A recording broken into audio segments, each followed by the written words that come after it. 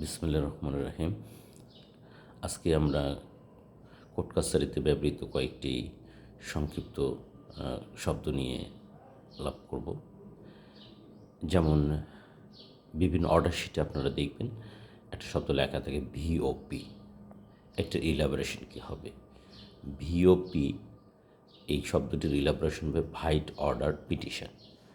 অর্থাৎ যখন আপনি দরখাস্ত দায়ের করেন আদালতে, এই দরখাস্তর গায়ে আদালত মঞ্জুর কিংবা নামঞ্জুর লেখেন অথবা ছোট্ট করে 2-3 লাইনে কোনো অর্ডার লেখেন। এইটি যখন পেশকার সাহেব মামলার নথিতে অর্ডারটি আনেন, তখন ওই ছোট্ট মঞ্জুর বা নামঞ্জুর অথবা 1 লাইনের যে আদেশটি সেটি লিখে পাশে ভিওপি লিখে দেন। এর দ্বারা বোঝান যে এটি পিটিশনের গায়ে এই আদেশটি আছে। ভাইট অর্ডার পিটিশন অর্থাৎ দরখাস্তের আদেশটি দেখুন, এটা মিন করে। আবার কোর্ট কাছারিতে ব্যবহৃত আরেকটি শব্দ সিডাব্লিউ মূলে আসামিকে জেল হাজতে প্রেরণ করা হয়েছে, এরকম প্রায় আপনারা শুনে থাকেন। এই সি এবং ডাব্লিউ, সি মানে হলো কাস্টডি, ডাব্লিউ মানে ওয়ারেন্ট। কাস্টডি ওয়ারেন্ট মূলে আসামিকে জেল হাজতে পাঠিয়ে দেওয়া হয়ে থাকে। আবার যদি কোনো দণ্ডিত আসামিকে জেলখানায় পাঠানো হয়, সে সময়ও সিডাব্লিউ শব্দটা ইউজ করা হয়। তখন এই সির মানেটা ভিন্ন হয়ে যায়, তখন এটাকে বলা হয় কনভিকশন ওয়ারেন্ট। দণ্ডিত আসামির ক্ষেত্রে হবে কনভিকশন ওয়ারেন্ট, আর আন্ডার ট্রায়াল প্রিজনারের ক্ষেত্রে যখন তাকে জেল হাজতে পাঠানো হবে তখন এটার অর্থ ভিন্ন হবে, তখন হবে কাস্টডি ওয়ারেন্ট। Custody warrant. আরেকটা শব্দ আপনারা দেখতে পান, সেটা হলো আসামির বিরুদ্ধে ডাব্লিউএ ইস্যু করা হয়। ডাব্লিউএ ইস্যু করার অর্থ হলো ওয়ারেন্ট অফ অ্যারেস্ট।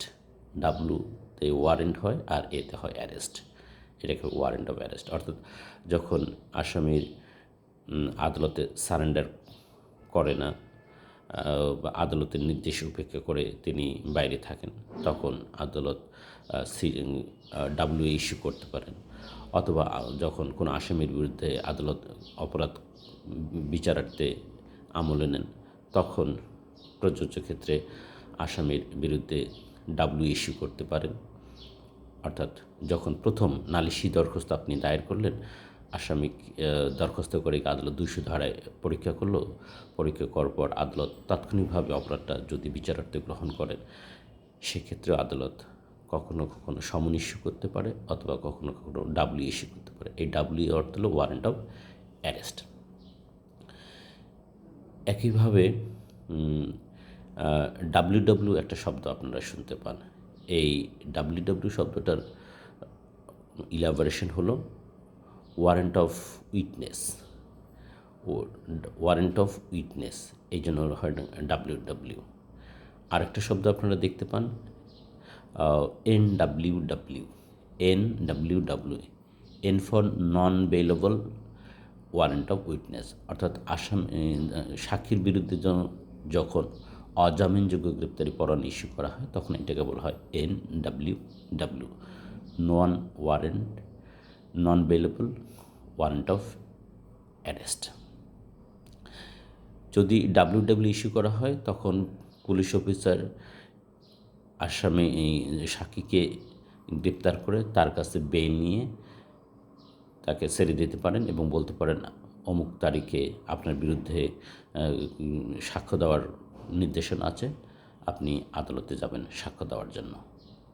আর যদি নন বেলেবল ডাব্লিউ ইস্যু করা থাকে, অর্থাৎ NWW ইস্যু করা থাকে, তাহলে পুলিশ অফিসার আর সেই সাক্ষীর কাছ থেকে কোনো বেইল নিতে পারবেন না, তাকে গ্রেপ্তার করে অবশ্যই সাক্ষ্য দেওয়ার জন্য আদালতে উপস্থাপন করতে হবে।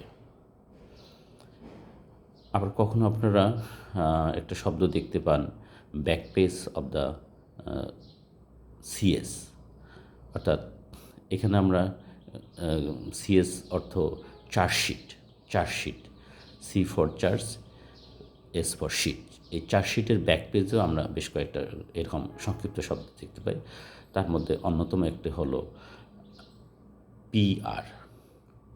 পিসি পিআর দুইটা শব্দ আমরা দেখতে পাই, পিসি পিআর। এখানে পিসি হলো P stands for previous, C stands for conviction. PC PR কথাটার অর্থ হলো প্রিভিয়াস কনভিকশন। আর PR, P stands for personal, R for reputation, personal reputation. অর্থাৎ পিসি দ্বারা কী বোঝাচ্ছে, প্রিভিয়াস কনভিকশন বলতে এই অভিযুক্ত আসামি ইতিপূর্বে অন্য কোনো মামলায় কোনো অপরাধে দণ্ডিত হয়েছে কিনা তার তথ্যটা back page of the CS অর্থাৎ চার্জশিটের পেছনে লেখা হয়। আবার তার ইতিপূর্বেকার যে নামডাক আছে, যে নামে তিনি সমাজে পরিচিত, যে ধরনের রেপুটেশন তার সমাজে পরিচিত, সেটা কেমন, পার্সোনাল রেপুটেশন তার কেমন, তিনি কি কানকাটা মসজিদ নামে পরিচিত, নাকি কোনো অমুক চোরা নামে পরিচিত, অর্থাৎ তার অ্যান্টিসিডেন্টসটা কী, এইটাকে বোঝাতে পার্সোনাল রেপুটেশন এই জিনিসটা এখানে লেখা হয়ে থাকে। Back page of the CS আরও একটা শব্দ দেখতে পারবেন আপনারা, সেখানে লেখা থাকে সি অ্যান্ড এ ভেরিফাইড। এটাও ব্যাক পেজ অফ দ্য সিএসে কখনো কখনো আপনার লিখতে দেখা যায়। C stands for conviction and A stands for antecedents. অর্থাৎ ছিয়ে ভেরিফাইড কথাটার অর্থ হলো যে এই অভিযুক্ত যে আসামি তার পূর্বেকার কোনো কনভিকশন আছে কি না, এবং তার প্রাক পরিচয়, মানে তার সামাজিক মর্যাদা স্ট্যাটাস কী রকম, হ্যাঁ, বা তিনি ডাকাত নামে পরিচিত কিনা, চোর নামে তার খ্যাতি আছে কিনা, ইত্যাদি বিষয়গুলোকে বলা হয় অ্যান্টিসিডেন্টস। এটা পিআরবির একটা রেগুলেশনে বলা হয়েছে, উল্লেখ করার কথা। তো এরকম আরও সংক্ষিপ্ত শব্দের অর্থ পেতে আমাদের সঙ্গে থাকুন। আমরা আইনজীবী প্রশিক্ষণ কার্যক্রম পরিচালনা করে থাকি। যারা দক্ষ আইনজীবী হতে চান তারা আমাদের বিভিন্ন কোর্সে যোগ দিতে পারেন, এবং পাশাপাশি বার এবং বিজেস এমসিকিউ এক্সামের জন্য আমাদের ইউটিউব চ্যানেলে ফলো করতে পারেন। সেখানে অনেক লেকচার আছে, আপনি ঘরে বসেই পরীক্ষা দেওয়ার জন্য সে ব্যবস্থাও আমাদের আছে। এমসিকিউ এক্সাম আপনি ঘরে বসেও দিতে পারবেন। তো thank you for watching this video. আসসালামু আলাইকুম।